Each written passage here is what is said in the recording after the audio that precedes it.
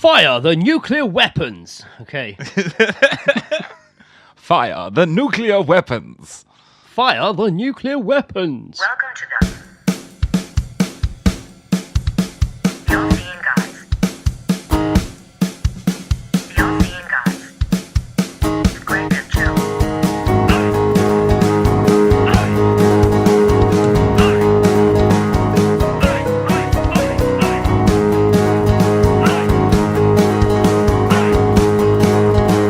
Great and chill. Hello, I'm Hello. Greg. I'm Joe. And who the fuck are you guys? I'm Sam.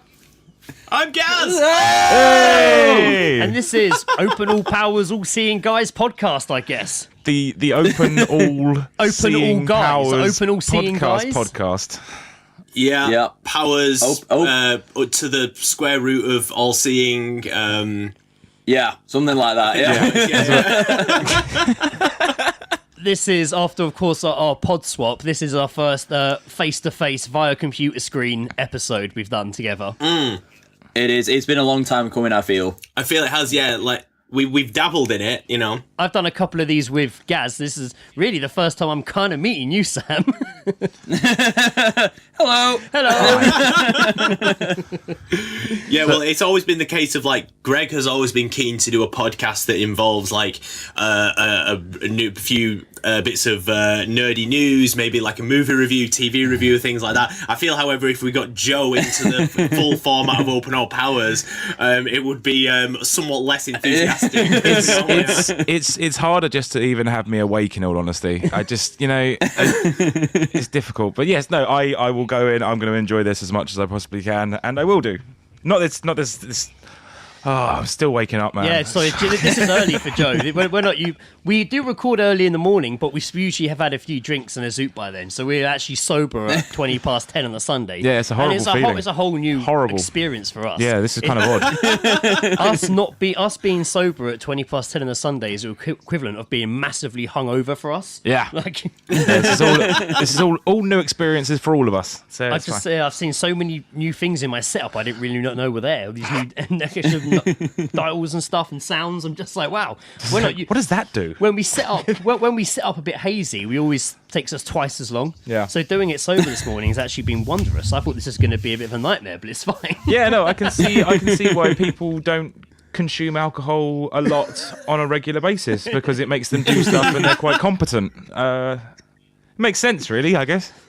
So how are you fine gentlemen? Oh, not too. I'm a little bit woolly-headed still from last night because I went out to a 30th birthday party and one of the guys goes, I'm going to get shots for everyone. I was like, all right, okay, fair enough. And apparently this bar was that poorly stocked they didn't have anything to shoot. No low, like...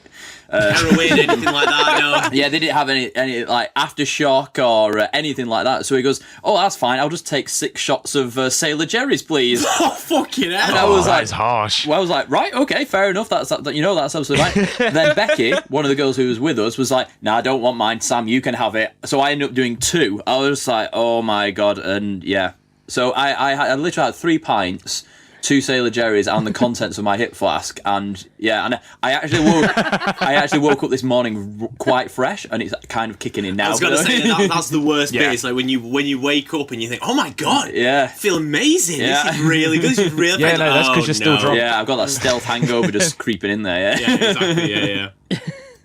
The intrusive hangover. Yeah. I always wake up feeling like shit, so I don't know. Yeah, from the word go. I never wake up feeling fresh. Even if I only have a couple of beers, I still wake up feeling like shit. I ended up going out on Friday night and drinking cocktails in All Bar One. You got to go two for one. It just gets messy. Sure. And I woke up yesterday atrociously hungover and just kind of had to just carry on. It was the only way I could get out of it. So we went to the pub for lunch. We went to the pub. We went to the pub for lunch, and we spent a good 4 or 5 hours there. It was brilliant. Amazing. And my pregnant wife was there to keep us all in check. Yeah, it was great. When I was at uni, Carried away. the halls that I lived in, it was like basically it used to be an old mental institution that got converted Nice. into halls. So there was like a couple of thousand poetic. students there. It was in like the middle of a forest, Yeah. just like cut off from everything else. It was absolutely mad. I mean, like if I didn't know any better now, it's basically like something out of a horror movie. Yeah, where it is, yeah. Students get lured in for like a mass culling or Yeah. something like that. But I was about to say, you sure you weren't actually in a mental home? yeah, exactly. Yeah. I mean, the thing is, It's all a Make bit. them pretend they're at uni. Make them pretend they're at uni. It's all a bit Shutter Island, in all honesty. Like, there was nothing untoward apart from the sound that I was strapped down and I had like electric nodes attached to my nipples. But Yeah. apart from that, everything was fine. That's a standard Wednesday night now, isn't it? yeah, that's like a But there was a bar on it's like a site. Monday night out for students, that sort of thing. I used to love it in the morning when they stripped me naked and sprayed me with a hose. But there was a bar on site called D Bar. And basically, it was just like this Gangster. this dank, empty, horrible little bar. But when you're a student and you can get a double vodka and lemonade for £1.20, Yeah. it's absolutely magnificent. Oh, And yeah. we used to actually have a group on Facebook that was called D-Bar Vodka brackets not just for stripping paint. That was basically, it was literally like paint stripper, and it was vile as fuck. But you could, if we were going on a big night out, we'd go to D-Bar first, Yeah. neck a load of these double vodkas, then get the bus into town and just get absolutely skanked. Yeah. It was just, oh my goodness, it was horrible. There's a place in Huddersfield we went once called Camel Club, and it was absolutely brilliant. And on a Saturday they used to do 90s night, and you could get any drink you wanted for 90p before 12 o'clock. So we were going to there was Fucking three of hell. us. So and the limit on drinks was 3 each. So we were ordering 9 Southern Comfort and Cokes at a time, Nice. and paying with less than a tenner. And it was ridiculous, and we just got so drunk. It was unbelievable. Yeah, good times. I prefer Southern Comfort with lemonade. The first debate of the Yes, episode. can you change that order, please, Sam? I prefer mine with lemonade, actually. My Southern If you could Comfort. go back to your uni days and change everything that you did. Yeah, it was like I was talking to someone a little while back about just like craving the days of being at uni, Yeah. going out with 20 quid, having a blazing night out and coming home with change. Yeah. Now it's like, if it's Monday morning, if I Yeah. draw out 20 quid midday, I've got about 30p pence left. I'm like, what has just happened to my money? Yeah. And if you break up a 20 or a 10 and they don't have notes for change and you get like pound coins, you feel like you've lost that entire note. Yeah. Like if I Exactly. use a 10 and I buy something for like £3 and they go, oh, we've got no £5 notes, and they give me pound coins, I'm like, right, that's a whole 10 gone. Yeah. I think Because this is just change now. This is no longer money, this is just change. feel so obligated to spend that money though. Should we kick off a bit of an all-seeing guys and go into some Geezedropping? Yeah, go for it. Sounds like a plan. So, for those who maybe are Open All Powers listeners and unaware, or new listeners, Geezedropping is when we hear snippets of overheard conversations by strangers. And we call it Geezedropping.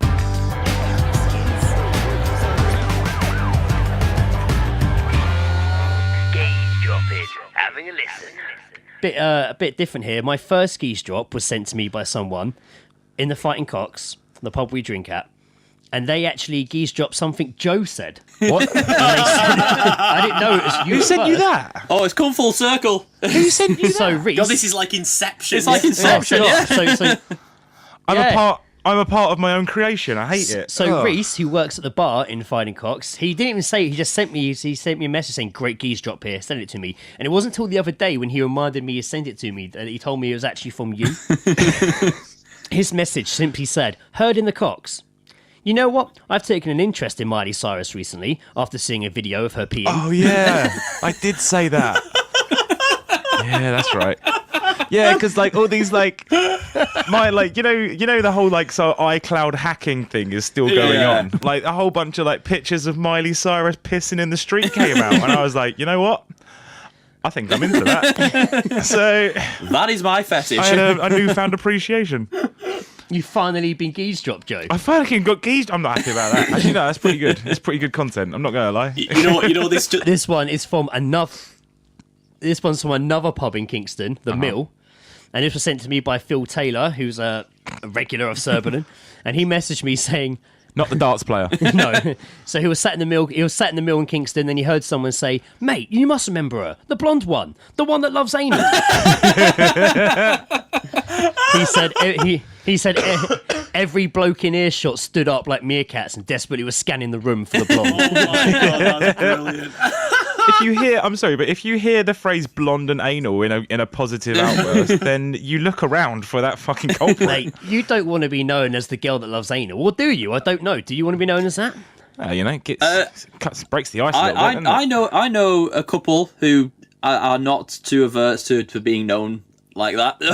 Are you talking about anal salad? Yeah. I love the way you looked at Gaz when you said that. An ex-girlfriend of mine, after we broke up, it was when I was like in sixth form, she started seeing a guy who like someone in my sixth form knew, and she apparently then developed a fine taste for anal. And everyone kept telling me, "Oh mate, my mate's been banging your ex." And I'm like, "Oh, okay." And he's like, don't you love it when people tell you that? But then he would be like, "Apparently he potted the brown one." Oh god. The phrasing for anal is always It's great. brilliant, yeah. And then everyone just kept telling me. And I was like, "Oh, that's good, great. Thanks for telling me that." Oh mate. Took her to Brown Town. Yeah. Bradford. Took a stroll down the brown corridor. I've got a mate who pulled a girl on a night once, and he had a one night stand with her. Jesus Christ! Yeah. And basically, he was shagging her, but he basically pulled out and went back in again, but went up her ass by accident. But she was like, "No, keep it in. I really like it." And then he found out that a few days later that her friends refer to her as chocolate magic. I was about to say, there's no way you slip in the arse by accident and they're like, "No, I like it, stay in there." It's usually Exactly. Yeah. you work up. So obviously, it was a seasoned arsehole. That was Definitely, yes. Spices all over it. You make it sound like an asshole that's got like salt and pepper and paprika.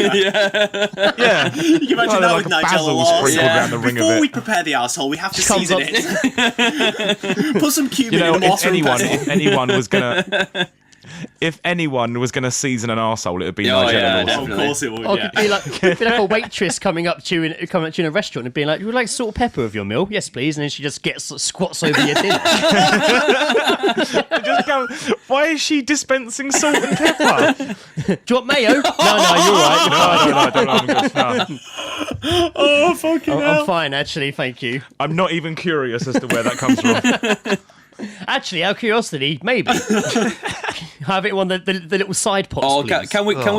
You're looking like Can you we have please have that as the illustration for this week's podcast? Just Nigella Lawson squatting over it. All four of us sat around the table, and Nigella Lawson just squatting over the top of it, going salt and pepper. Done. I'll try my best. I too have a Geezedropping, which was given to me by a friend the other day. She'd overheard this between two girls, and girl one just goes, "I swear down," and the other girl just went, "Who do you think you are right now?" firmly put in her place my by God. a friend. Man, and rightly so. Yeah, right. Right, if someone starts dropping that sort of language and you're just like, "You don't talk like Swear that." down. You don't talk like that, especially if they're quite posh as well. Yeah. You need to stop listening to Drake. Oh no, the posh kids that you sometimes hear around London that don't have no meaning to be saying like street slang. Like No. it's so because I remember once hearing a kid just go, "Oh, that girl was so butters." The worst ones when they say sick, when they're really posh. Oh, So that is sick. so sick. It's like, oh, right, okay. Your that's- chinos are so Your sick. Your chino turn ups if your green socks is so sick. Where did you get those brown loafers?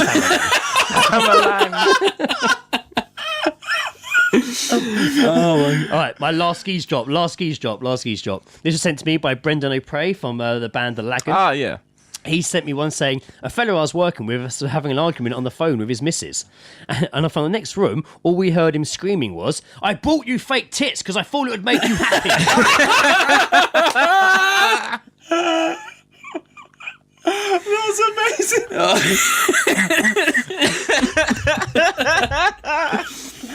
Which to me sounds like she didn't ask for it. She just woke up with a surprise. Yeah. Like like when someone brings like a box of cakes or donuts to the office, it was just like that in the morning. Hey, opens the lid. box of tits. Got you some fake tits. Fox and tits. Pop 'em on. You just wake up and you've God. got two little bows on your nipples. Unwrap them, see if you can guess what it is. Give him a squeeze. Can you feel? Can you Got guess a what it is? surprise. Oh, It's like Mr. Potato Head, just a fucking oh, the future botch job Thailand. Oh soap. my god. Had any of you guys picked up a geese drop at all this week? I had one the other day on the way home from work. These two girls like coming home from college, or presumably college because they were quite young, talking about their driving lessons and when they had a driving test. So this guy just turns around and starts chatting to them about it, and then his last sentence during this conversation was, "Don't bother taking your driving test. I'll just come and pick you up wherever you are." Smooth. It's a smooth move. All right then. And then he got off Not the even- bus. not even a then he taxi got off the driver. bus and he had this most ridiculous porn stash you've ever seen in your of course life. he did. Yeah, of course he did. Yeah. But- Also, just to say, he's on a bus. He's not driving his car, is he? well, he did have. There's holes. He had a carrier bag full of tinnies. And that'll be the reason because he was like, "Oh no, don't drink and drive, don't drink and drive." I was like, yeah. "All right, okay, then fair enough." He's sensible. He's sensible. Yeah. Well, I don't actually have any geese drops this week. However, I am optimistic for the future because schools and colleges and such like have gone back now. So the tram that I get in the morning.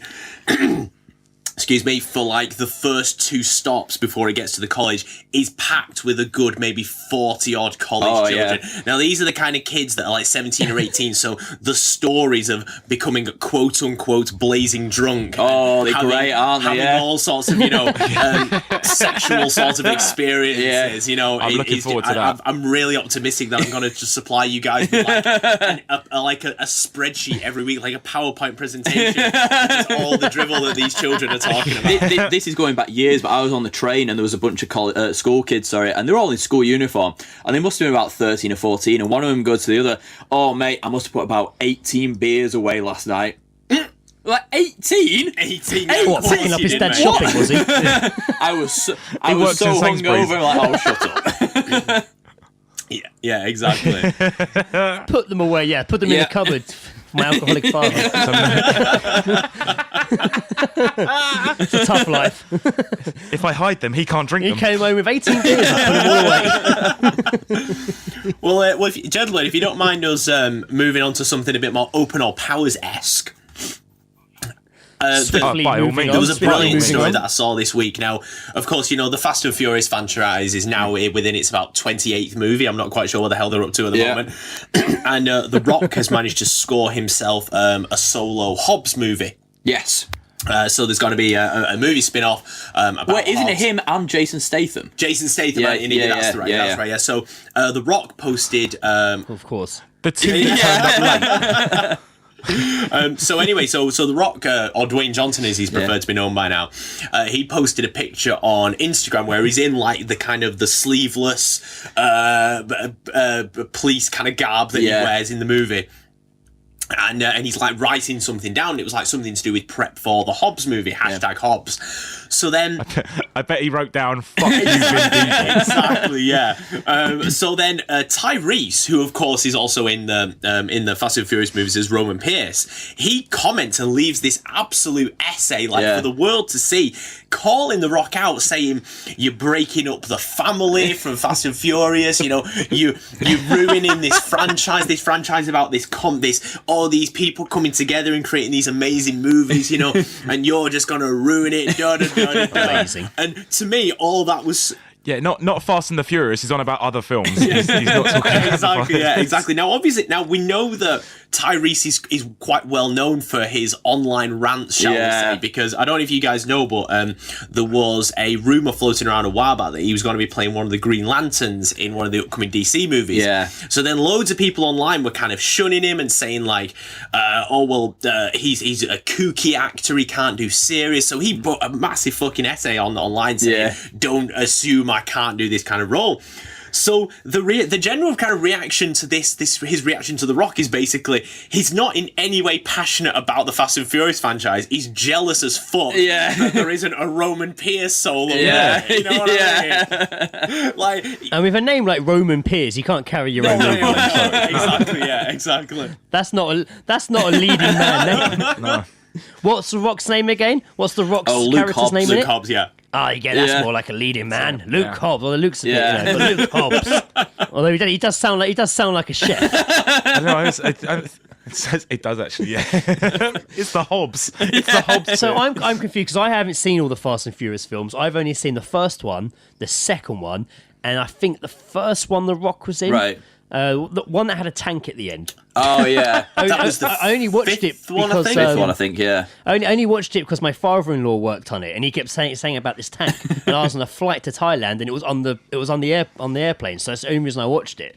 So I've only seen 3 films from Fast and Furious. I don't remember the first 2 at all, really. The second one's the best one. The second one's the best one. Is oh it? yeah, oh by far. It's like. For all the wrong reasons, basically. For all the wrong reasons, yeah. But it's the only movie that sort of has the kind of like the I don't want to say comedy because it's not really comedy. It's like a buddy cop kind of sort of thing. But it's like Tyrese and Paul Walker together, just like brilliant together. And then Ludacris comes along and makes it even better. Oh yeah, it really does. Yeah. Well, the thing is, like the first Fast and Furious movie for me, for a film that's about cops and street racing, it's not bad. No, it's all right. Not actually that horrendous. So then it could be more ridiculous, couldn't it? Yeah. Exactly. I don't know, it's pretty ridiculous. But then The Rock came along in the 5th one and actually turned it into quite a sort of a credible sort of franchise in terms of kind of action movies. But it made me think about something as well. Have you guys seen this thing this week that Liam Neeson has officially retired from action movies? Oh yes, I saw that. Yeah. Oh. I didn't see this. But what if his daughter gets taken? Yeah, what if she gets taken out? Jesus. I have a particular set of skills. Kidnappers don't sleep, Liam Neeson, so you can't be cheating about that. So what is he only? So what movies is he going to be doing? I mean, to be fair, he did start action movies quite late. He did actually, yeah. But he did all right. Taken was like his first like action film, I think. Like Star Wars. First like kick-ass fighting action. Star Wars Episode 1. Bourne-esque action film, He was in wasn't that. it? That was good. And then he made a string of similar films afterwards. Yeah.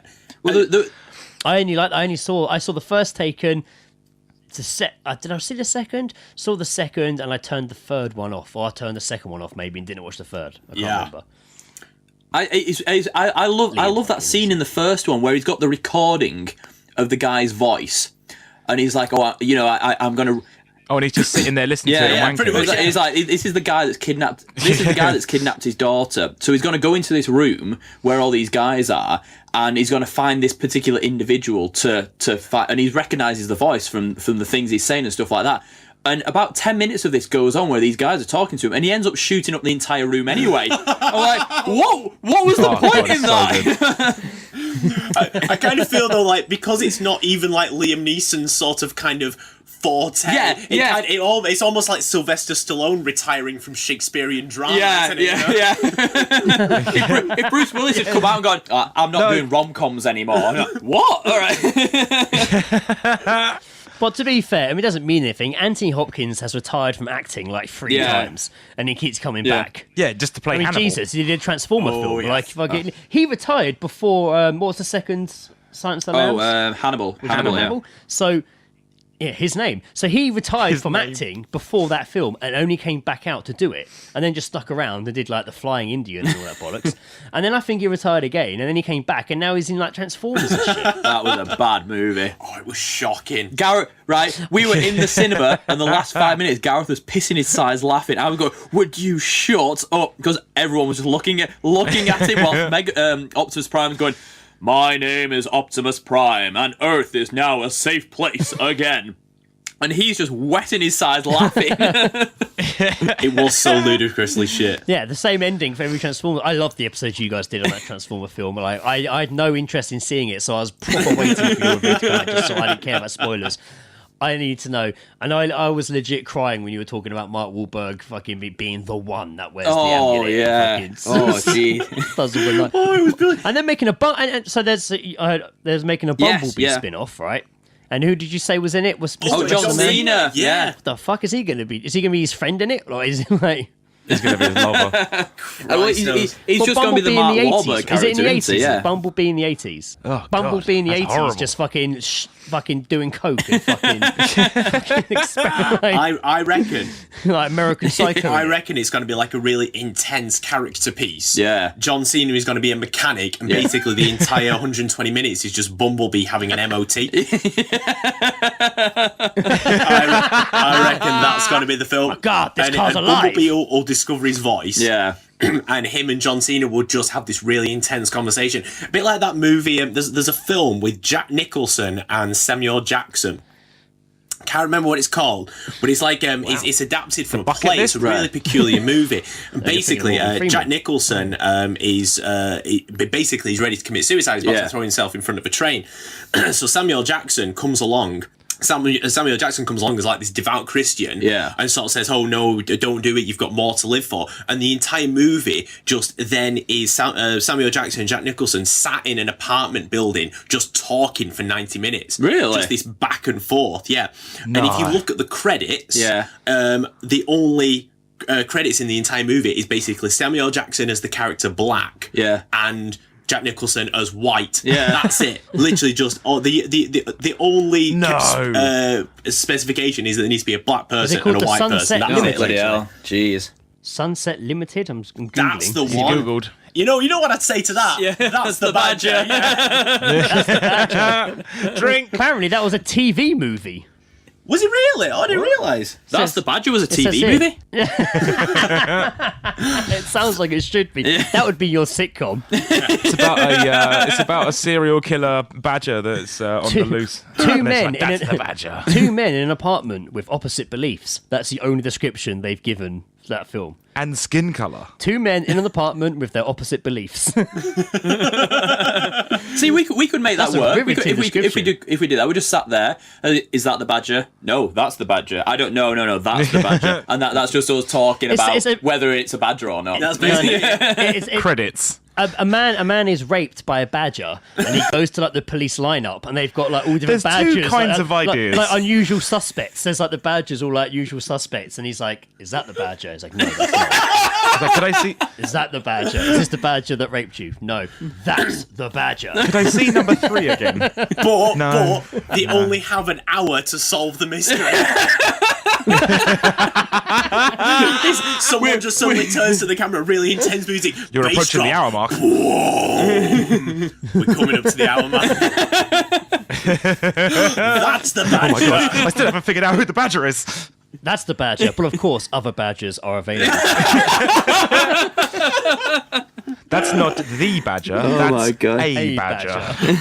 Oh my I god! love it. Is that do a lot of people say that in Oldham? Was that just something you say, Gareth? What the that's the badger thing? Yeah, is that just something you say, or do Well, loads of people say it- it? Or is it like you have to say it when you live in Oldham? I have no idea Oh, where both of I've them. even got it from. Well, it's. I don't know. I honestly can't. I know it derives from something like, oh, that's the something, and it just sort of adapts. Biscuit. I don't even know what it's from. Biscuit? I can't even remember. Yeah, that's the biscuit. Jesus Christ. I heard that one. It's one of those stupid things that Yeah. I just started saying on the podcast all Yeah. to people. Yeah. And it's just something that now it's like a tick. It's like Yeah. a nervous twitch. Yeah. It's just something that I instantly say. Yeah, but the thing is, though, since we did the pod swap thing, we've become so aware of it. Yeah. That's it. As soon as Greg started doing him, picking up on our mannerisms, and like the things like coming up to the hour mark, and Yeah. things like that, like fucking hell, like it's now become our like little in-joke. Yeah. It's always good to have a catchphrase. Definitely, yeah, definitely. The best thing about coming up to the hour mark is that when you've edited the podcast, sometimes it isn't the hour mark anymore. You're like 43 minutes in, coming up to the hour mark. Oh, they've done it. technically not wrong. You can tell if it's been a heavy edit. The earlier it comes in. Yeah, you can tell by when they mention the hour mark how well the edit's gone. Like, We're coming up to the hour mark. I've just only heard the intro. Oh my god. Fucking hell. Oh jeez. so, talking about like us having our own podcasts, etc. When you guys go on like iTunes, do you ever look at and it tells you other people that subscribe to your show, other subscribers listen to, and it shows you other podcasts they listen to?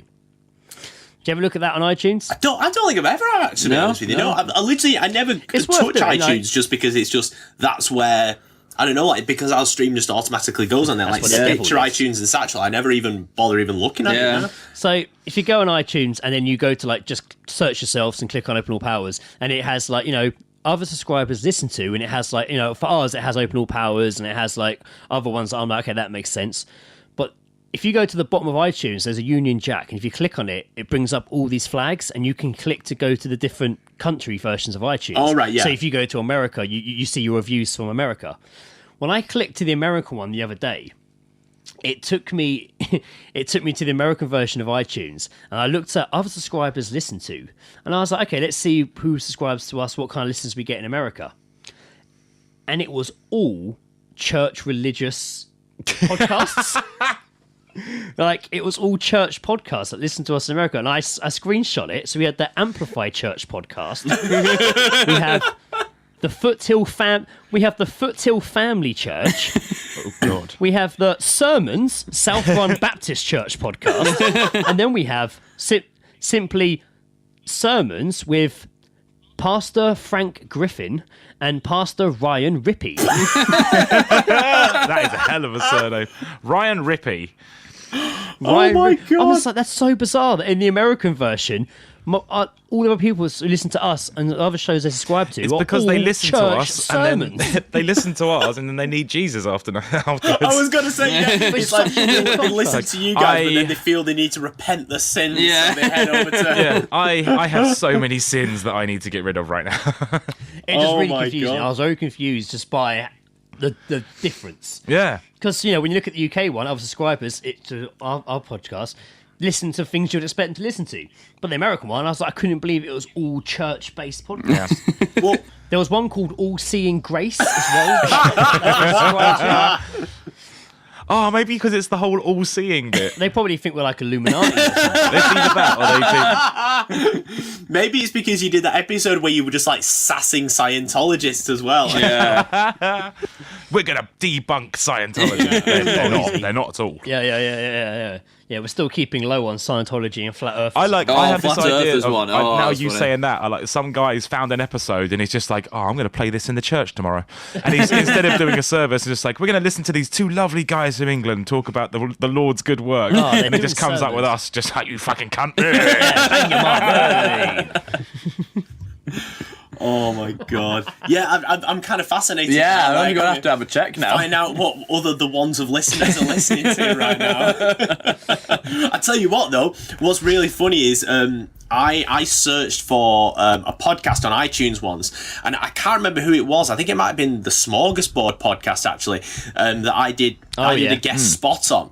And when I searched for the Smorgasbord podcast on iTunes, the first result was Open All Powers, and it must have been like a weird glitch in like the metadata because of the fact that when they put in their episode featuring Open All Powers or guys from Open All Powers or whatever, that we were the first search result. Oh yes, that's a win. I'll take that. If I search if I go, there's that new website, that Podchaser one. If I go on there and I search All Seeing Guys to see if we're doing it right on there, it always brings you guys up as well. With us really? All the time. Maybe because we've mentioned each other on the pod swap, it always brings us up all the time, side by side. Brilliant. That's because we belong together. Because we're building we're building a fucking army, people. We're building a small podcast army. Just the four of us. If I could, like, if I had my soundboard right now, I'd be like dubbing over the song, like "Islands in the Street," and then it just go. So, funnily enough, last week, at the time of recording this, I run that half marathon. Oh yeah. And when we left at the finish line, they set us off with the gun, like the horn. And it honestly was just like, Jesus, are they starting this? Like, are they fucking open with Gareth down here with his fucking sound? Yeah, imagine that.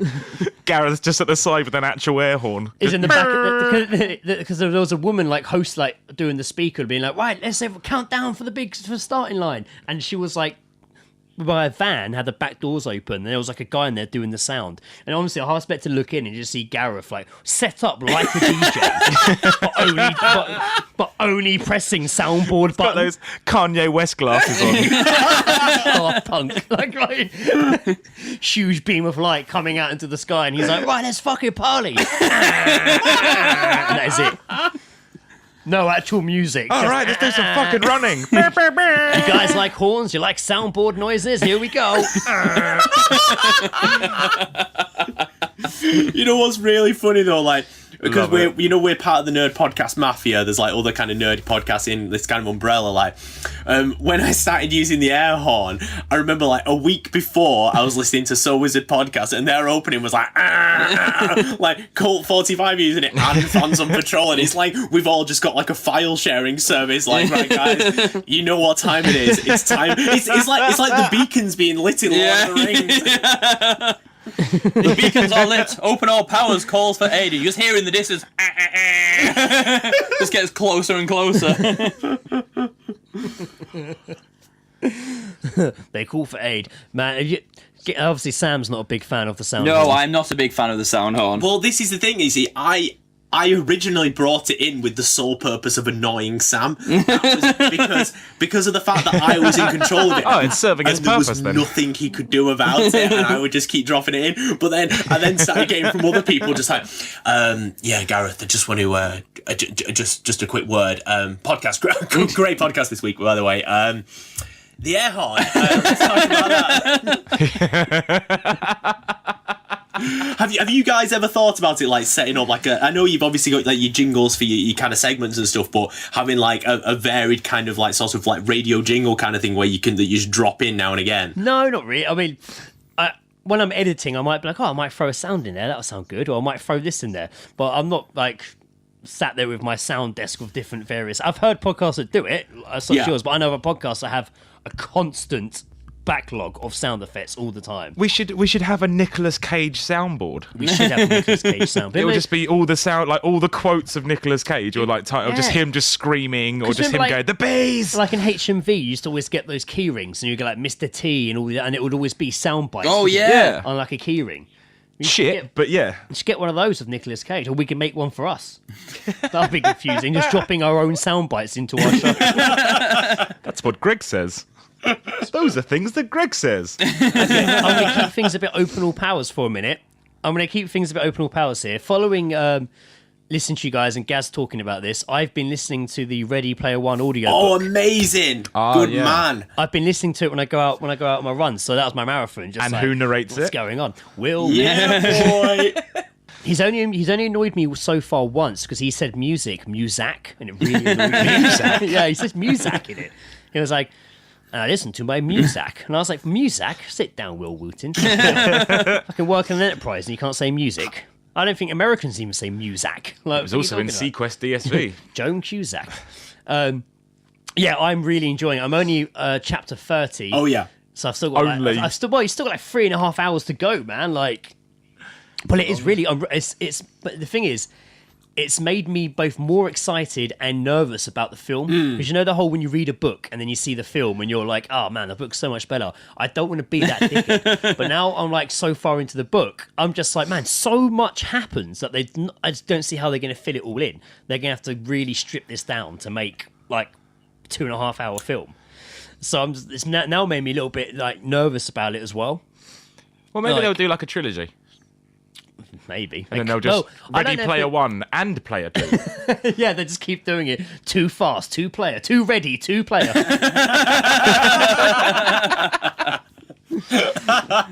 The thing is, if you start making... The Rock will turn up in That's the what third one. I was about to say that. If you start making films into a franchise, you just know at some point The Rock's going to show up. Like, I don't think he can help himself. Yeah, once a film franchise gets past like 3 films, The Rock's just like, well, if there's going to be a 4th one, I'm going to be in that, right? Oh, at last, they're ready for me now. Yeah. Dwayne Johnson, you know there's been hundreds of episodes of Coronation Street. Well, why the fuck am I not in it? I'd love to see The Rock in the Can Coronation you Street. imagine that? Everybody just sat in the Rover's return. So Oh yes, great. well I'll have a Betty's Hot Pot please and a pint of lager, and then all of a sudden The Rock just comes through and just throws someone through the bar. Listen here, jabroni. But it'll be ridiculous. They'll bring him in as like Ken Barlow's long lost son or something. I'm Rock Barlow.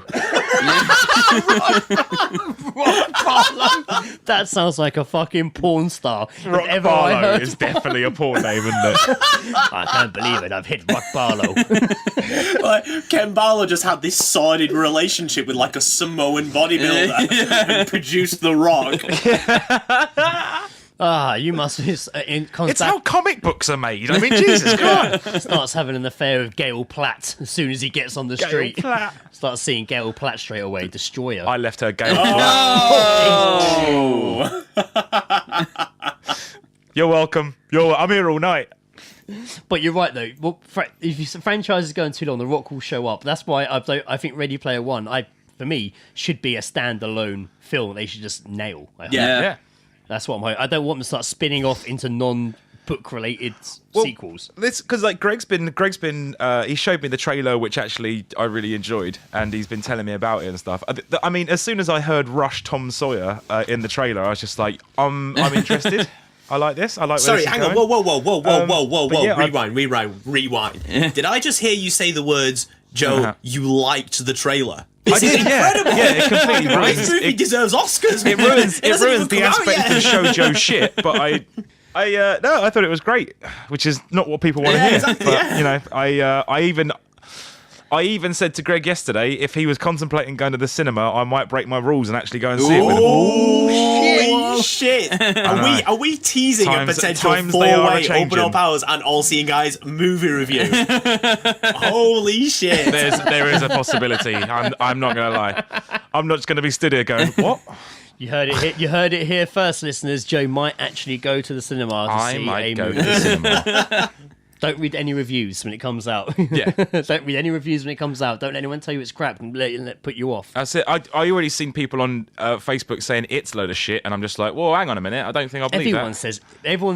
That's the thing. Like everyone's like, especially horror films, all this praise for it coming out, and then when it does come out, everyone's like, it's crap. But that's just people just fucking. I think right to I'm still on board for seeing it. What do you guys think about it? I'm not a particular fan of like horror films anyway.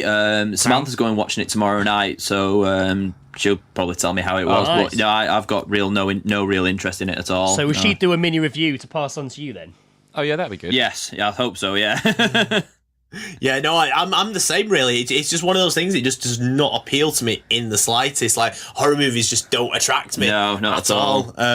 So yeah, I mean, if it's ever on TV or like someone's got a DVD, I might give it a watch because I think I'm curious just because of the hype. Yeah. And and the fact that apparently You don't want to spend money on seeing it, is what you're saying. Thing is, with me and horror films is that my mum loves horror films. So when I was a kid, my mum was always watching them, and my dad didn't like them. So when he went out, my mum would always watch horror films. So I remember as a kid sneaking downstairs and from the hallway looking in and watching horror films. I mean, they fucked me up as a kid because mum didn't know I was there watching. So Freddy Krueger did a number on me. But I remember definitely stood out as like the old TV one with Tim Curry. I remember watching it being like, holy fuck, this is terrifying. So just out of that, I'm quite interested to see what they've done with it now. Because I like the way the clown looks.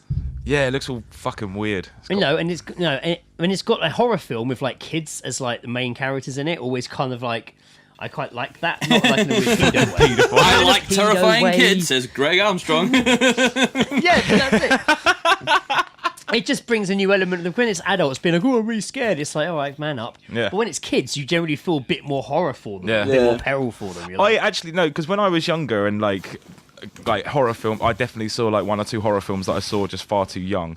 And I remember I used to like lay in bed at night and it was just like, but the kids in the films, how do they do it? Like it was a real fucking thing. Like how do they seem so fine afterwards? And it's just like, oh, because it's not real. That's right. Yeah, it's not real. It's all made up. It shouldn't affect me like There's an this. interview with Bill Skarsgård about the movie, and he's talking about the kids in the movie, and they kept the kids and him separate for ages, and so they could get his proper reaction.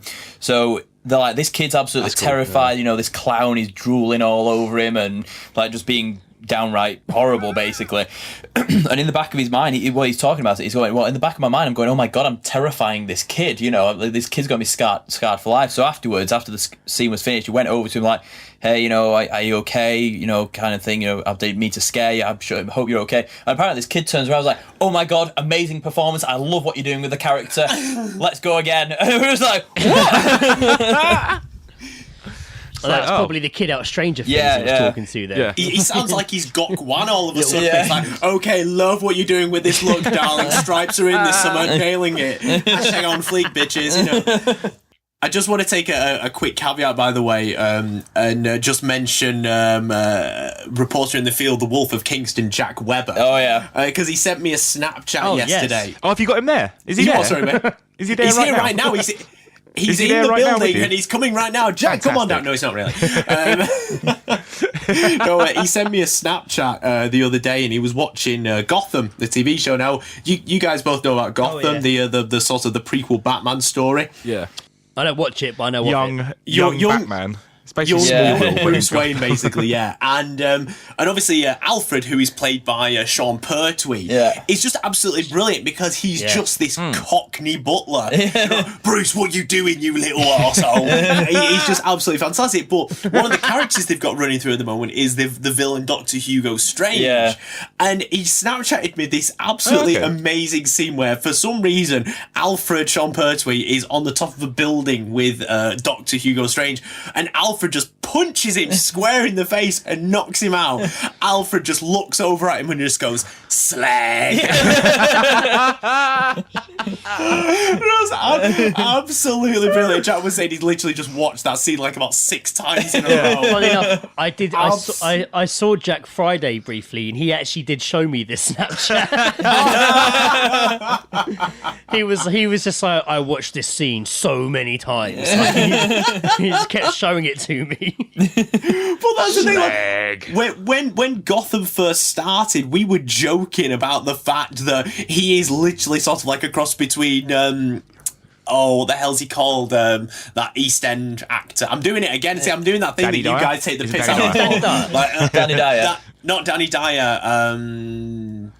Phil Fuck, I Mitchell. can't remember his name. Phil Mitchell. Yeah, Phil Mitchell, exactly, Phil Mitchell. Ray Winston, that's the only thing I'm thinking of. Ray Winston. Yeah. He's The like a other cross between, Cockney. he's like Ray Winston and fucking Danny Dyer. Come on, like, there's a bit in Gotham where like Bruce is like on top of like Wayne Manor, like he's trying to balance across this beam, and Alfred comes out. What are you doing? Get down, you little bleeder! You're gonna do yourself all right, mischief. Yeah. But then we just had this wonderful vision of like, you know, series 25 of Gotham, and all of a sudden, you know, a mid-20s Bruce Wayne comes up to Alfred. He goes, Alfred, I am going to turn my fear of bats into a superhero that I will use intimidation to rid Gotham of its evil ways. And then you just heard Alfred go, oh, shut it, you slag. Pull the other one. Get up the apples and pears and get your ass to bed, you little muppet. So whenever I hear stuff about Bruce Wayne, young Bruce Wayne in Gotham, to me it just sounds like the journey of a young man's like adventure into parkour. Gotham, one boy's journey into the world of parkour with villains. You got Bruce Wayne in his baggy tracky bottom standing on top of a wall, getting ready to jump over to the other bit. Yeah. practicing on Gotham High Street, just jumping across, you know, the racks you padlock your bikes to. Yeah. Him jumping across those, like rolling outside Gotham Bank on the floor. And then it's like, do you guys like when you're like in the town centres? Do you get like a lot of people doing parkour? I would assume like Manchester would probably have a lot of people doing parkour. Not as much as there used to be when Jump London and Jump Britain first came out. Of course, it was all the rage. Yeah. Me and my mate JJ Flash Munson, who used to be on the podcast, went to Manchester. Oh, yes. Went to the GMEX, which is like the big arena, like the big like where they have like exhibitions on and stuff like that. And we went there, and we both both of us fell off like a 15-foot wall. Oh my god, I know that. Yeah. And Both of this, you did? This security guard comes out. He's like, "What are you doing?" And we both fell off this wall. What, he scared you? Like, you startled you and you fell off the wall? Yeah. Oh, Jesus. But the thing is, though, we both had Converse on, so if you've ever jumped off anything in Converse, So we're okay. there's no soft padding, and it just kills your feet. No, isn't. Definitely not. You get that horrible ache in the heels. Yeah. So that was it. You're like, let's go do parkour, get on a wall, security guard shouts, you fall off it. All right, that's done. Yeah, then. yeah. Let's do a podcast should instead. we put a pin in that? Yeah. No, I meant put a pin in my ankle. I've broken it. we tried to do it for a while, and there were gyms set up in Manchester where you could actually go and do it, but they were so out of the way. You couldn't get to them unless you lived locally. Got to parkour your way there. So it was entrance is in the roof. that was just one of the many fads that just fizzled out, wasn't it? If you go into Manchester now, though, there's a little area called the Corn Exchange, where it's like loads of kind of flat concrete. You literally can't move for skateboarders. They've always been there and probably always will be as well.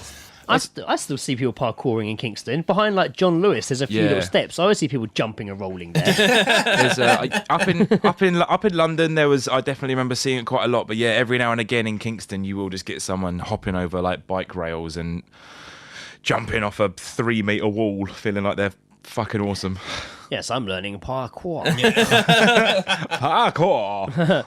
Because that also got when the guy who like the Frenchman who like was big for doing it when he was in the first District 13. no, he was in the first. I'm doing what they do now, forgetting names. Daniel Craig Bond film. James Bond. He was in that Bond film, yeah. Casino Royale, wasn't he? It was yeah. that guy. He did like a big. And then that was like one of the biggest openings to a Bond film. This whole chase scene, and he does this massive jump, the parkour guy, and then Daniel Craig's like, I better do parkour now, and then just jumps to this fucking crane, like fucking off this building, and you're just like, wow, James Bond, that was insane. Yeah. You're a maniac. What other crazy shit is he going if this film opens with him jumping off a building onto a crane, what other crazy shit is he going to do in this film? Oh, he's playing cards for 2 hours. Probably going to have a martini. Wow, they really peaked with the parkour opening to this film. I'm taking the piss. I generally I do like the Casino Royale film, if I'm being honest. I haven't watched any Bond films since like, what was it, Day After Tomorrow? No, that's the... No, you're thinking of Die Another Day, maybe? Yeah, that could be it. Oh yeah, Day After Tomorrow. James Bond, That Day After Tomorrow. That wasn't a Bond film. You know, when the world froze over and Yeah, brilliant. he had to find his dad, Dennis Quaid. Dennis Quaid is here. You had to fight a pack of wolves, you know? Yeah. That'd be a great idea of film, though, just taking main characters from my films and putting them in other ones. I like that. Yeah, that'd be great. Well, I'd put that's James Bond like in Waterworld. That's what The Rock is doing right now. The Rock is going to play Jumanji, James Bond. anyone? At some point. Jumanji? Jumanji, man. I'm not sold on Jumanji. I'm definitely not sold on Jumanji. No. Here's a question. If you could put The Rock into any movie franchise, existing or upcoming, what would you choose? High School Musical. Oh, that's a great shout, actually, yeah. Man. In there, no time to think about it. He knew that answer immediately. He thought about that. That's a man that stayed awake until 4 a.m. thinking about that. It was so quick. Before you'd even finish the question, he was just High School Musical. I assume that's just your answer to everything. Yeah. What did you masturbate to last night? High School Musical. Yeah. Oh, if The Rock was in it, it was High School Muscle. Oh! High School Muscle.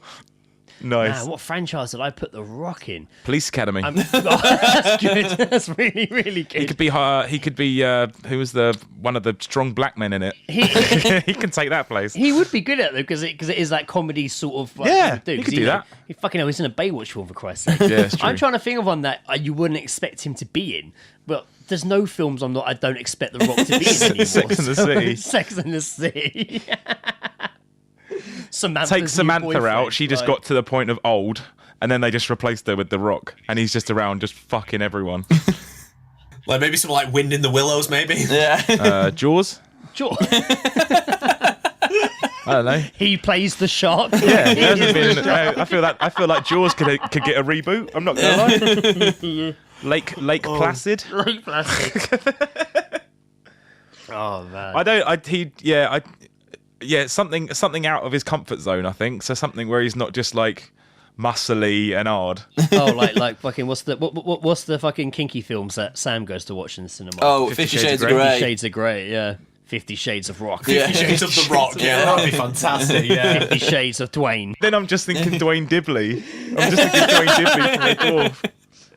Oh, that'd be great. Make him Dwayne Dibley and pull him in Red Dwarf. I want to see, The Rock as Dwayne Dibley. I want to see The Rock as Dwayne Dibley in Red Dwarf. Dwayne Dibley? We've been recently rewatching like loads of Red Dwarf. Dwarf. I can't even fucking pronounce it. I always say Dwarf.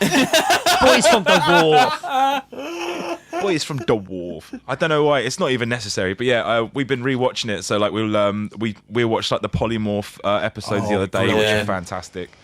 I watched White Hole this morning. That was a good one, yeah. Brilliant. Yeah. And after I watched that, I watched Red Dwarf. I was going to say, is that your slang for having anal with a Caucasian woman? Yes, it is, yeah.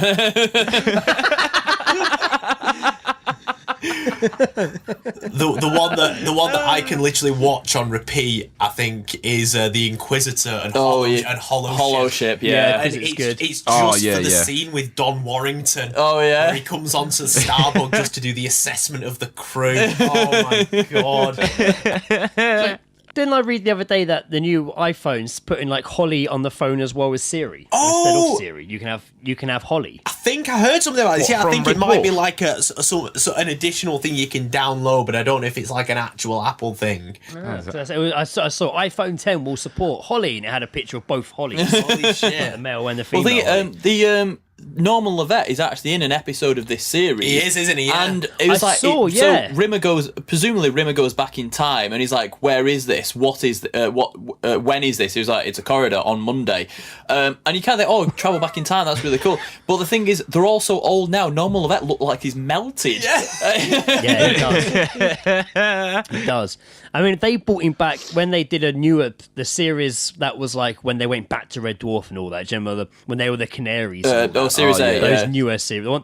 The series wasn't as great. No. They brought him back for that. Yeah. And they made a joke about him being old. Yeah. By making his bald head like a planet in space when he appears on the screen. So they made a joke about him when he being old, and that was fucking years ago. So now he's back again. They can't really unless they give him Alzheimer's or something, and he keeps like completely messing up all the controls in the ship because he's just old as fuck. That'd be a touching storyline. Space dementia. To be fair though, if they did bring in Norman Levette Holly into Siri on an iPhone, it would actually make up for the fact that Siri is completely useless. You're like you're on your way home. It's like, text Karen and ask her to put the kettle on. Would you like me to text Alan and ask him if he's got a hard on? Like, no, that's it's just. Texting mum now. No. No, dear God, don't text mum. I mean, it was like when sat navs were all like the rage, and you could download like custom voices. Yeah. And, like I was actually in a car with someone once who had the John Cleese sat nav voice, and it was good. funny for about a mile and a half after we'd taken a few left turns, negotiated round a roundabout and merged into a dual carriageway. But then after that, it's actually like, this just isn't funny in the slightest anymore. It just gets so old so quickly. I've lost the will to live. Because they did like Darth Vader ones, didn't they? Like, how the fuck are you going to hear anything? If anything, that's going to cause accidents, isn't Just it? breathing. Yeah. Do fucking Bane from fucking Dark Knight Rises, just like, I'd take a whoa. Bane one. Again, a Bane one would probably be for about a mile would be great. Just be like, what the fuck? Am I turning left or right, Bane? Where am I going? Watch your down there. It does not matter which way you've turned. I am Gotham's reckoner. You think directions are your ally. And then you crash, and he's like, oh, what a beautiful screaming voice you have. That's my favourite line in that entire film is when he's just standing there listening to the kid do the national anthem. He just goes, impeccable singing voice. And you can just hear the jealousy in him. And it's just like, that is why Gotham must burn. Is Tom Hardy just gonna sound like Bane when he plays Venom in this new film? Oh fucking hell! We were talking about this on the podcast ages ago. We're talking about like we were trying to imagine the scenario where Tom Hardy goes into a room with Christopher Nolan and they're talking about the character of Bane. It's like, oh Tom, I've got a great role for you. I think it'd be brilliant if you played Bane. Oh, brilliant! Also, like the mariachi mask and like the Venom like tubes coming out of his arms. Oh, absolutely. well, let me stop you right there. Instead of a mariachi mask, how would you feel about a suffocating piece of equipment that means that no one can tell what you're saying? Well, It really voids you of any emotion. Yeah, exactly. And instead of the traditional outfit with the venom tubes, how about a Parker instead? well, sure, yeah. I mean, I suppose I'm going to have to be really eloquent in the way that. Well, let me stop you right there again. What I was thinking was a mumbling German accent. Yeah, we were kind of thinking of making you sound like Patrick Stewart during a stroke.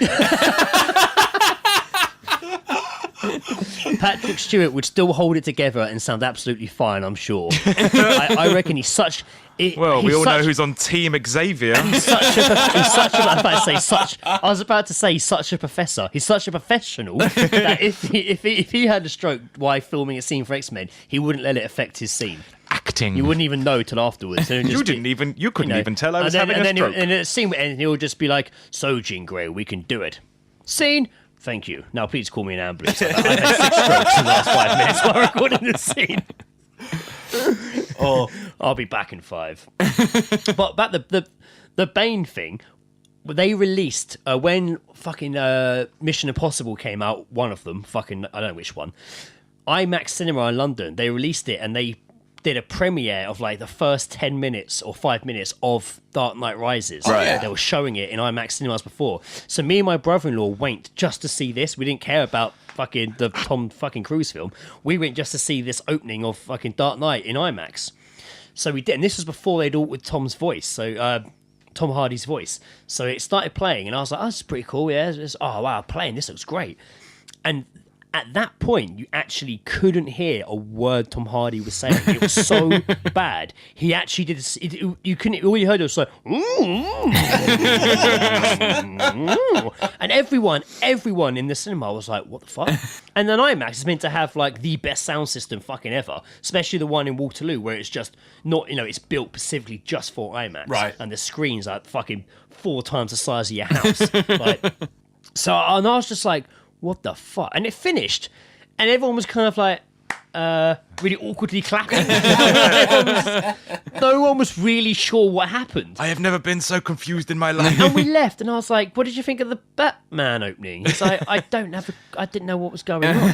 And then shortly after this, they announced, following the advanced screenings of the opening of the film, no one knows what Tom Hardy's saying, so they called him back in to re-record all his lines. Holy shit! That with a different voice. That was his protest voice. So when I actually went to go see it, Dark Knight, the whole film, Dark Knight Rises, his voice didn't bother me that much. When it started playing, I was like, "Oh fuck, I can hear what he's saying now," but only because I'd heard the previous version of his voice.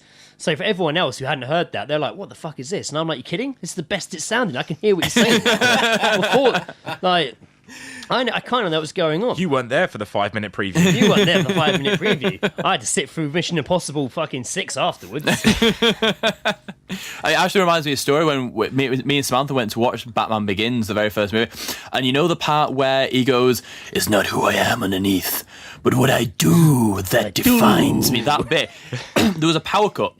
What? And the movie cut off at that. The movie cut off at that point. I was like, "What?" So anyway, so they came round, like they were trying to get the picture working again, and there were these 3 lads sat in front of us, and they were all black. It was like, "What is this? What is it? I know what this is. This is because they don't want no black people to see it. He's the Dark Knight, you racist bastards." I was just like, I was hysterical, and they came round with like free tickets, like, "Oh, you can come back whenever" and stuff like that. And we ended up seeing it like a week later or whatever. But it's just like, it's called the Dark Knight, and you don't want any black people to see it. It's like, oh my They were just waiting. Right, I'm just going to just put a halt to the proceedings. We have, in fact, passed the hour mark, gentlemen. Hey! So, right here again, another All-Seeing Guys segment, one that Gareth and Sam did amazingly when they swapped pods dear with us. Lord. This is Wankerty Wank, and of course, for new listeners, Wankerty Wank is when we take a speech or some monologue from a film or anything really, and we take out keywords and swap them with live streams porn searches on PornMD, and then we just let the magic unfold. So this is Wankerty Wank. I'm on the middle six. These are my middle six. Oh, yeah. Do you guys want to do yours first? Yeah, we'll do ours. So this is the this is what I've put together, and this is the monologue that Tony Stark gives to the soldiers when he's testing the Jericho missile, when he's test firing it. In Iron Man, yeah. In Iron Man, yeah. In the first Iron Man one. Yeah, in the first one, and basically this is the monologue he does, and so we've changed it a bit. So Gareth's going to read it, and I'm going to read the Porn MD search results. So. Okay, let me so just excited. few vocal exercises just before I begin. Make sure I've got my my best voice. Your speaking Titty voice, sprinkles. Titty sprinkles. Titty sprinkles. Yeah. I need to get into the head of Tony Stein. Right? Yeah. Is it better to be feared or respected? I say, is it too much to ask for? Granny bondage. With that in mind, I humbly present the Hand job cumballs. oh fucking hell of Stark Industries Freedom Line. It's the first missile system to incorporate our proprietary Lesbian toe sucking. technology.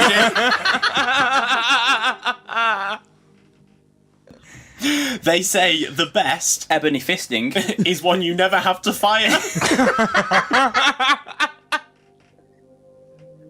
I respectfully disagree. I prefer the Old Indian lesbians. you only have to fire once. That's how Cream pie lovers did it. that's how America does it, and it's worked out pretty well so far. Find an excuse to let one of the Mistress strap-on fisting Russian. and I personally guarantee you the Female masturbation with shit. won't even want to come out of their caves. For your consideration, the Mexican teen with big tits. hang on a minute. Sorry. Whoa. Let me just. What was that one? Female masturbation with shit. Oh my god. What was that? It's a very like niche like subgenre. with It shit. was, yeah. Like with my shit. So they God. fucking like You freeze it. using a shit as a dildo. Yeah. You freeze it and then you fuck Yeah, yourself yeah. with it. Clearly, Or she's just rubbing it into her vagina. like Marmite. Oh, That's fucking disgusting. Like Marmite. No, that's fucking horrible. Oh god. That's a weird fucking Imagine shit. freezing a jobby so it would turn into a dildo. Would you sculpt it a bit as well? yeah, you I know? think so. Oh, yeah, Yeah, you wanna put it get on a the best, lathe yeah. and Don't you just shit get into it a spinning. condom and freeze it? Don't you shit into I mean, a condom I don't think people I don't know actually how do you that. shit into a condom, I but hope people don't do that. it's tough to shit into Oh, a no. condom, I imagine. Like a piping bag. Yeah. The sausage skin. You won't see that on the Great British Bake Off, will you? You might see it on Great Lego British Master Bukkake Builders, off. though. Right then, fellas, shall we turn to your wankety wank of the evening? Yes, that was a great job, by the way, guys. So ours is actually quite a short one, but Joe, Tell you do you want what, to I'll introduce tell you it? what, I'm going to be searching lesbians masturbating with shit. I'll tell you that. Okay. Mate, I don't know what you're doing, but I'm searching it right now. So, Joe, do you want to introduce what we've got going on here? Yeah, so I actually went with the another presidential speech, but this time the president's speech from Mars Attacks after the Oh, after nice. everyone gets blown up. Brilliant. Yeah, So that's Jack Nicholson as the president. that is correct. Amongst many other characters that he plays Yes, in that of course. Yes. Okay, I'm going to try and do my best Jack Nicholson impression for this as well. Why are you doing this? Why? Isn't the Super hairy wife. big enough for both of us? What is wrong with Lesbian guy. we could work together? Why be enemies? Because we're... Under table Asian. Is that why? Think of the things we could do. Think of how strong we could be. Earth and Down syndrome girl. together. There is nothing that we could not accomplish. Think about it. Think about it. Why destroy when we can create? We can have it all. And we can smash. Vintage huge milky tits. Why can't we work out our... Korean fashion model blackmail. Why can't we work things out? Little people, why can't we all just get along? small but effective. I found that way. Small but effective. Oh my god, Korean girl blackmailed. Korean fashion model Fashion blackmail. model. It's so specific, isn't it? Yeah. Like, it's so specific. Has to be a Korean fashion model blackmail. So I found this great video. Whoa. Sorry, no, she's Filipino. I'm not having it. No. Please, thank you. That doesn't tickle the boxes. Oh, It wait a doesn't tickle the minute. No, boxes. she's a hand model. I need a fashion model. This isn't going to work. Why? Yeah, Asian women. You know, hand modeling's a big thing over in the Far East. Don't you? Their little hands. You know what I might start man. doing? I might just go on like a porn streaming site and just repeatedly type in "open all powers" over and over again in the hope that someone sees it come up on porn.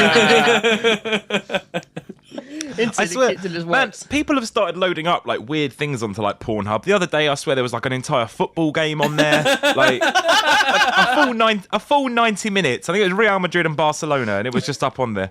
Well, Well, I did there's, hear people were like doing illegal streaming on porn sites because it was easier to do it. Yeah, yeah, people It was when easy they to stream movies. when they started, you know, like the whole fucking issues with the third season of Rick and Morty being delayed and stuff like that. Oh, yeah. When they released the first episode, it was on Pornhub. Oh my god. It was ridiculous. Oh, that's where Pickle Rick could work on there, I guess. Mate, you know there's going to be a Rick and Morty parody soon enough, and there's going to be a pickled. I'm surprised Rick there isn't Dick already. I'm sure there scenario. will be. There have to be a Rick and Morty porn parody. There'll probably be an all-seeing guys open all powers porn parody.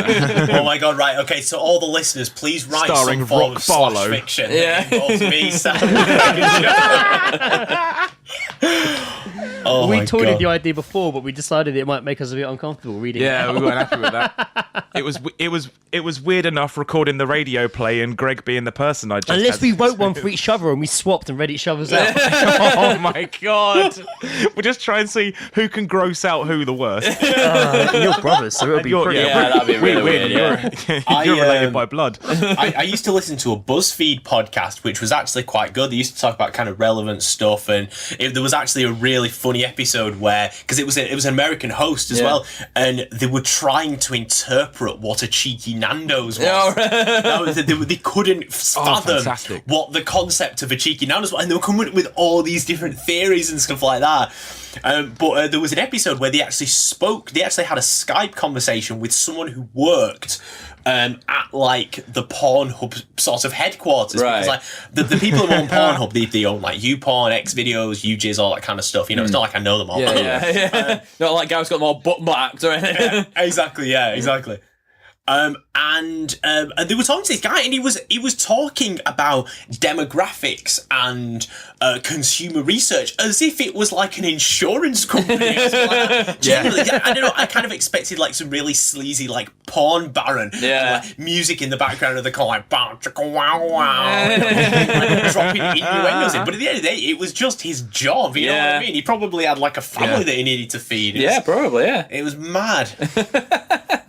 But before we start winding down, I want to quickly mention this. I've been looking into this for a while about porn. There's now a thing called bespoke porn, where you send this company what you want your own porn to be, and you give them a few grand, and they make it for you. Oh my god. So, in the article I was reading, there was a Should guy. we chip in 500 each and see what we can get done? there was a guy who worked in a restaurant that had really got turned on by condiments.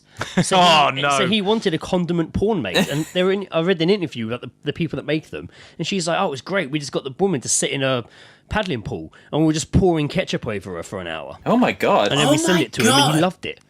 Fuck Some guy me. makes one with his stamp collecting. Oh, that's Like gotta be boring. he has a porn made about his stamps. So you literally could have. It's your just own. like a woman slowly licking them and then pressing them over her nipples, and just. But that's And he's like, "No, it's decreased in value." That's got to be. Hey, apparently they make shitloads of money, man. I Yeah, think they fucking would. right, man. And Like- mate, everyone's out there's got weird shit.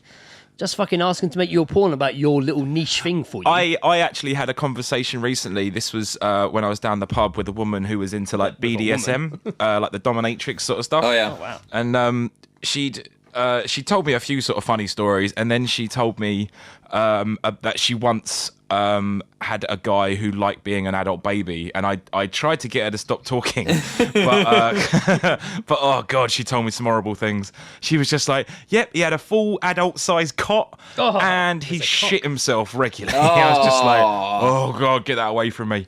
Well, there was a program on a few years ago called Britain's Favourite Fetishes, and it was basically like people talking about their fetishes and stuff like that. And there was one of those guys on there. Oh yeah, I like dressing up as a baby. I like being changed, stuff like that. You know, watching that on the weekend, then going back into work on Monday, like, "You're right, Pete. Saw you on TV last night. You okay?" You know when you came into the office and you were really proud and told everyone you're going to be on television. Yeah. Can I just have a word with you? Yeah, we were hoping it was going to be either naked attraction or embarrassing bodies. It turned out it was much, much worse. Yeah. I remember there was that. Actually, funnily enough, in my Facebook memories yesterday, I was going through it and I'd been tagged. Someone had sent me a message just saying, "Mate, Channel 4, 10 o'clock, adult babies. You're in for a treat." I was like, "Oh god." Yeah, there are. Oh man, right. People have some surreal things that get them off. What was it? What makes you get to a point where you find like your horrible like sex like fucking niche, and then you're just like, "Oh, I'm this person." Yeah. Oh, well.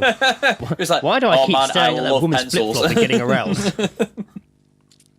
I mean, I've told the story before on the podcast where I caught that delivery driver at an old place of work where I worked in. When I went upstairs to the toilet, and I caught a delivery driver sniffing my manager's trainers and the fucking staff room. Oh my god. I literally walked past the door, looked in, and caught him on his knees with her fucking trainer over his nose, taking a big old huff. And he literally opened his eyes and he just saw me in the doorway. And mate, it was one of the most awkward moments of my life. Because Greg was erect. Because I had the other foot. Yeah, I had the other foot. Oh, mate, tooth me on that when you're done.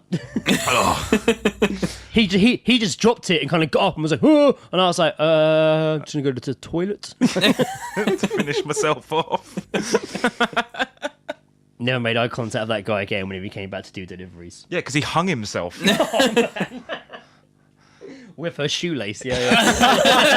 It was a sex thing, though. It was a sex thing. It was purely accidental. He didn't kill himself. It was just an unfortunate choking incident.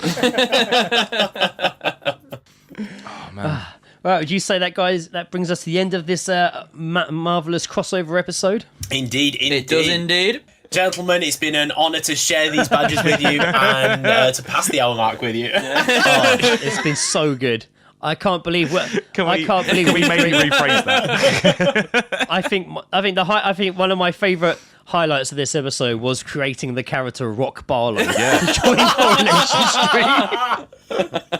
Rock Barlow is Rock well Barlow, up there. I think, is now my favourite fucking character that doesn't exist. There's a Photoshop mock-up that's already being made in my head right now.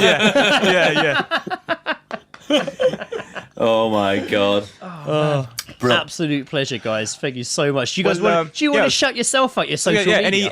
Anything you'd like to say before we sign off? I think anything to say, really. I would say that if you are listening to this on the All Seeing Guys stream, then check us out on iTunes. We're on Stitcher Radio. We're on Satchel. We're also on SoundCloud as well. Check us out, facebook.com/Open All Powers. Instagram is just Open All Powers Podcast. And Twitter is at Open All Powers, I think. Yeah. And you get your merchandise from Redbubble. Redbubble, yeah. There's stickers, there's t-shirts, there's mugs. Get your hashtag Tiddy Sprinkles mug as well. Also, as well, big thank you to all the people, including yourself, Greg, who have bought a t-shirt, because thanks to the revenue, the revenue, shall we say, the few pence of royalties that we get, we managed to knock a bit of money off our yearly subscription with SoundCloud, which we've just finished paying. Bad. Yeah. So that's we're feeling pretty good about that. Yeah. So we thank you to yourself, Greg, and all the power people. Not you, Joe. You haven't got a Give me a t-shirt, minute. whatever. I've just become re-employed. I'll have money again soon. And also, congratulations to SoundCloud for still going. Yeah, You congratulations. surprised us all. And apparently, Did you save SoundCloud? You look like they're in the safe zone now. So well done, SoundCloud. Exactly. And again, same for us. If you're listening on Open All Powers, then go check us out on iTunes and fucking Google Stitcher and SoundCloud. SoundCloud, Google I guess. us. Just Google us. Open All Powers. Oh, Open All Powers. That's not a podcast. Just Google All Seeing Guys podcast with Greg and Joe. Use Take Two. Use Take Two. And again, Redbubble. We have t-shirts on there too. I added a new mug design recently. I haven't even bought one of those myself yet, as well, to be honest. So I don't even have our own merch. You guys are a lot more better at pimping yourselves out than we are. No, guys. Bad at it. Where you- I always get distracted by like Nicolas Cage merchandise before I even search All Seeing Guys. And it's like, oh, that looks fucking sick. Oh, guys, it's been an absolute pleasure doing this. We've had so much fun. Really, just great to thanks for coming finally on. get this sorted. I think. Yeah, definitely. I'm glad it happened. It was a long time coming. We'll do it again sometime. This was fun. We should do it again. sometime. We'll swap partners and shit. We'll put our keys in a bowl or something. I don't know how these things work. Let's do a little individual sign off. So I've been Greg. I've been Rock Barlow, whose name I forgot for 30 fucking seconds there, apparently. I've been Gareth Eastwood, aka the motherfucking locomotive. I've been Sam Eastwood, aka the Scrabble Master General, and would you like Nigella to give you salt or pepper? I'll go for salt, please. Excellent. And I've been masturbating with shit. Toodaloo, motherfuckers. Goodbye. Bye.